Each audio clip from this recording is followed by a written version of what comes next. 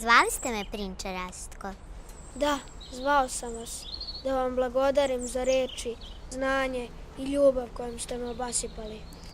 Vi se to od mene opraštate, prinče Rastko. Zašto bih se opraštao? Vratit ću se ja. Samo sam hteo da vam blagodarim. Ne, ne blagodarite meni, već i Gospodu, koji vam je dar za to dao rođenjem. Svevišnjem ću ja blagodariti ceo život, a vas sam hteo samo još jednom da vidim. Sve mi se čini da je ovo ipak opraštaj zauvek. Zbogom, prinče, putujte s anđelima.